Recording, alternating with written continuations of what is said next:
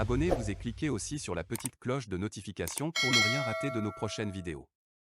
N'oubliez pas de partager aussi la vidéo et de la liker. Afrique N24. En tout cas, merci beaucoup au maître Raphaël Kpandiadjari. On a bien compris que vous avez expliqué tout à l'heure à nos auditrices et auditeurs de Canal K de Radio à Volonté que ce syndicat SOT n'est pas illégal. Donc pour vous, en matière de droit, ce syndicat est légal et représentatif. Avant de vous laisser continuer, puisque vous avez aussi parlé de cette rencontre avec le ministre de la fonction publique, Gilbert Bahora, on va revenir, on va relancer Komlan Pogli ici même en Suisse. Komlan Pogli, rebonsoir.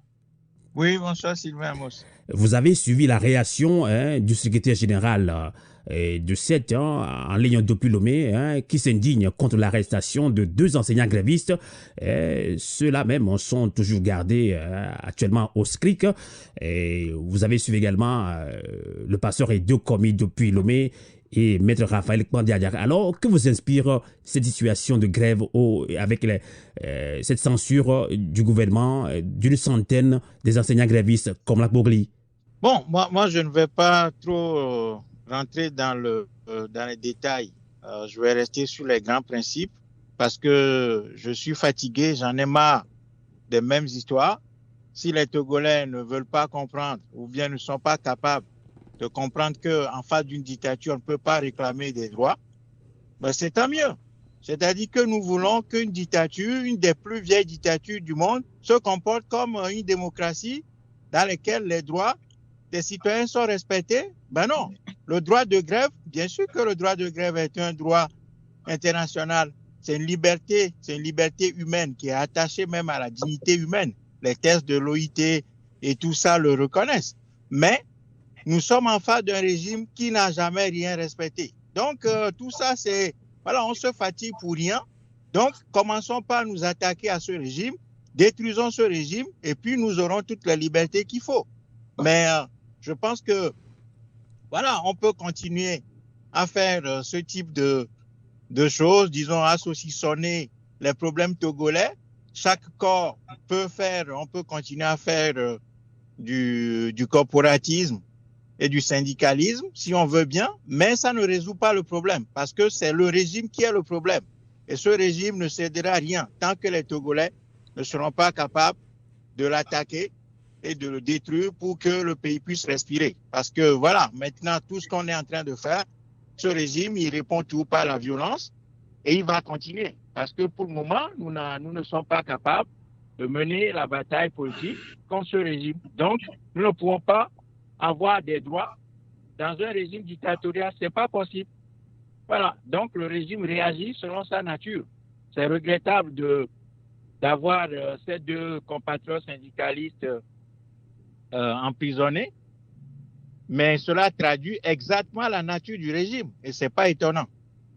Donc nous pouvons nous indigner, condamner tout ça, mais ça ne résoudra pas le problème de fond parce que ce régime, c'est sa nature qui a le problème. Nous savons très bien qu'il y a des personnes qui sont emprisonnées.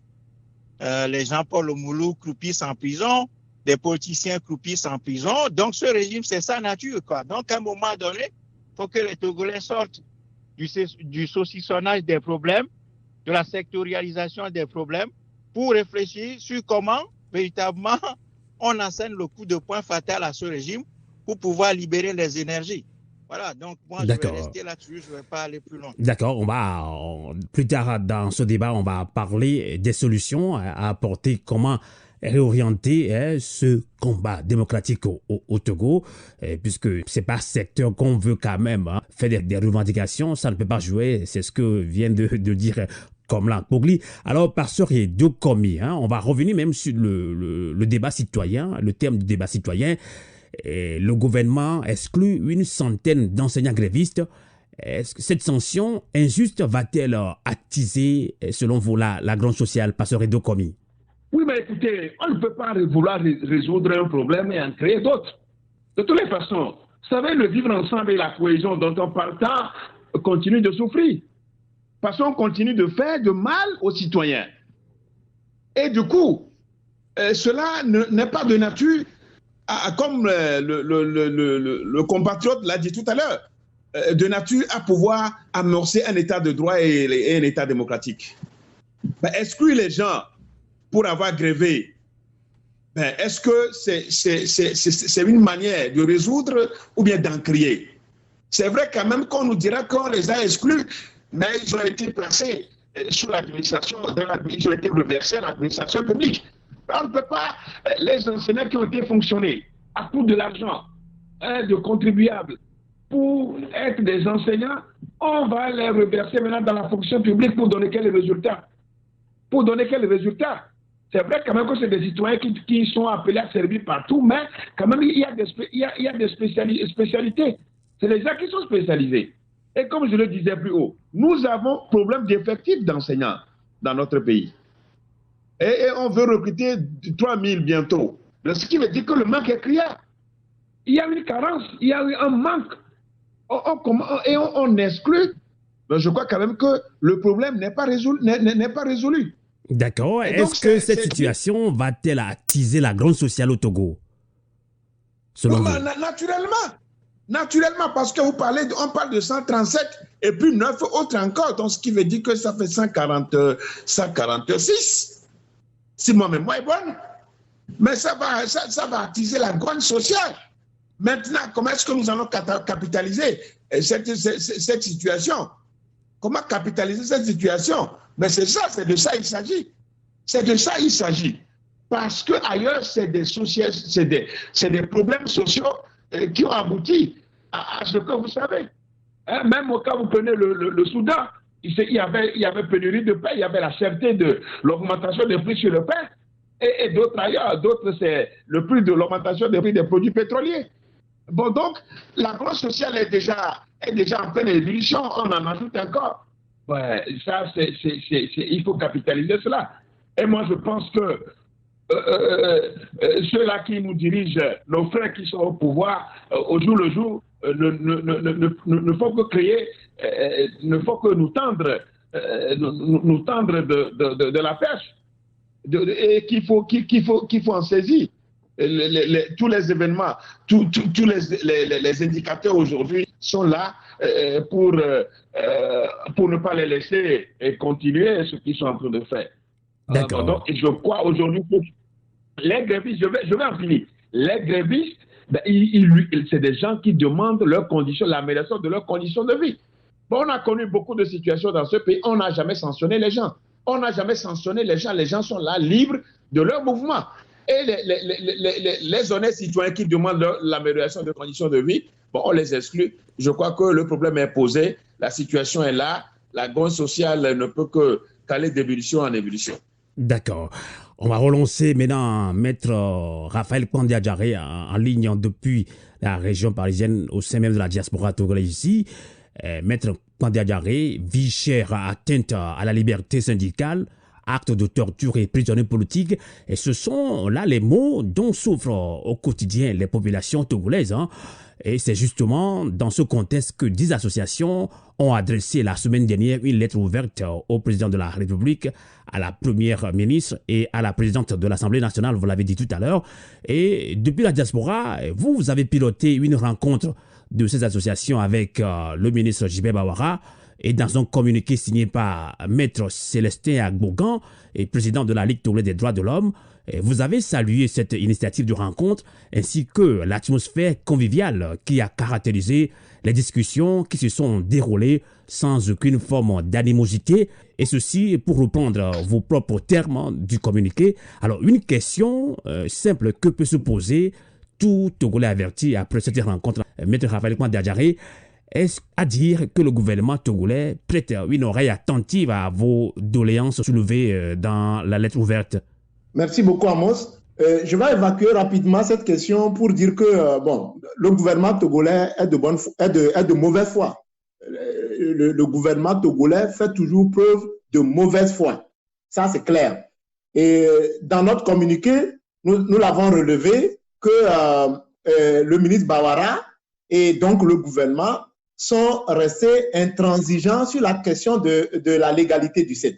Et donc, pour moi, c'était l'atmosphère qui a prévalu lors de la discussion était purement et simplement une question de forme. Maintenant, Amos, je reviens sur la question de la légalité du sexe qui a été démontrée par A plus B, par la délégation qui a été reçue par le ministre de la fonction publique, du travail et du dialogue social. Je reviens à la légalité du sexe et je rappelle que la légalité du sexe ne souffre d'aucune ambiguïté, Amos. Le sexe est né le 18 juin 2021 sous donc l'ancien Code du travail qui dispose en son article 10, je cite, « Les fondateurs d'un syndicat professionnel doivent déposer les statuts et les noms comportant la nationalité, le domicile, l'âge, la qualité et la profession de ceux qui, à titre quelconque, sont chargés de son administration ou de sa direction. » L'alinéa 2 de l'article 10 dit ceci. Ce dépôt a lieu en 4 exemplaires contre accusés de réception à la mairie ou au siège de la préfecture où le syndicat est établi. Amos, le 7, je me fais entendre. On vous attend, allez-y. OK. Le 7 a rempli cette condition et par un courrier en date du 14 juin 2021 qui a été déposé donc à la mairie, je crois, du Golfe 2, le 7 a rempli cette formalité de dépôt légal. Donc, on était le 18 juin 2021. Mais entre-temps, le problème qui a semblé se poser, mais en réalité qui n'était pas un, parce que c'est un problème technique, il y a un nouveau code de travail qui est rentré, qui a été publié au journal officiel à la date du 18 juin 2021, date à laquelle le 7 a fait le dépôt légal de ses statuts à la mairie du Golfe 2. Bien, dans cette nouvelle loi, à son article 13, désormais, le dépôt légal ne se fait pas au niveau de la mairie, mais au niveau du ministre chargé de l'administration territoriale. Vous voyez un peu. Donc, cela voudrait dire quoi? Cela voudrait dire qu'aujourd'hui, les autorités togolaises tentent d'opposer les dispositions de cette nouvelle loi au sexe, ce qui n'est pas normal. Ce n'est pas normal parce que il s'agit d'un problème de l'application de la loi dans le temps. OK. L'entrée en vigueur des lois. Je dis, les lois entrent en vigueur sur toute l'étendue du territoire le jour qu'elles fixent ou, à défaut, le lendemain de leur publication au journal officiel en République togolaise. C'est ça le principe. Donc, ça voudrait dire quoi? Ça voudrait dire que la loi que les autorités togolaises tentent aujourd'hui d'opposer au sexe, a été publiée au journal officiel le 18 juin 2021. Mais cette loi, puisqu'il n'y a aucune précision, ne rentrera en vigueur qu'un jour franc après sa publication au journal officiel. C'est-à-dire que donc la loi entre en vigueur le 19 juin. Donc déjà le 18 juin 2021, le 7 est déjà créé. Et donc, on ne peut pas opposer les dispositions de la nouvelle loi aux responsables du 7 parce que la loi ne dispose que pour l'avenir, elle n'a point d'effet rétroactif. Je termine en disant, Amos, que lorsque vous prenez les dispositions de l'article 375 de la nouvelle loi que les autorités togolaises tentent aujourd'hui d'opposer au sexe, l'article 375 dit ceci. Les dispositions de la présente loi sont applicables de plein droit au contrat individuel en cours. Mais un syndicat n'est pas un contrat individuel. Un syndicat est une association de personnes pour la défense d'intérêts professionnels communs. Alors, l'alinéa 2 de ce texte dit ceci, et c'est très fondamental. Les dispositions de la présente loi ne peuvent être une cause de rupture du contrat ni entraîner la réduction des avantages de toute nature, individuelle ou collective, acquis par les travailleurs en service à la date de la publication de cette loi. Ça voudrait dire quoi? Ça voudrait dire que la nouvelle loi ne peut pas venir porter atteinte à des droits acquis. Et l'un des droits acquis, c'est la naissance du 7. Le 7 a acquis un statut juridique, une personnalité morale depuis le 18 juin 2021 et la nouvelle loi ne peut pas venir mettre à néant ce statut juridique que le 7 a acquis. Je termine en disant que ce qui me dérange dans cette affaire, c'est la présence de 2 ministres ou même de 3 ministres. D'abord, le ministre Komla Dodji Kokoroko, qui est un professeur agrégé de droit. Et en matière en ce qui concerne l'entrée en vigueur des lois, c'est des principes élémentaires de droit. Donc, le professeur Komla Dodji Kokoroko, agrégé de droit public de son État, sait pertinemment que la nouvelle loi ne peut pas être opposée au 7. Le ministre Akodan Ayewadan, qui est porte-parole du gouvernement, agrégé de droit privé de son État, porte-parole du gouvernement, sait pertinemment que la nouvelle disposition de la loi de 2021 ne peut pas être opposable au 7. Mais ils maintiennent malgré tout le gouvernement dans l'illégalité, dans cette posture, et c'est ce qui fait mal, M. Amos. Ouais, donc je crois que c'est le gouvernement qui persiste dans l'illégalité et non le 7. Ce n'est pas le 7 qui est illégal aujourd'hui, mais c'est le gouvernement qui persiste dans l'illégalité. D'accord. Likez la vidéo si ce n'est pas déjà fait. Laissez aussi votre point de vue en commentaire.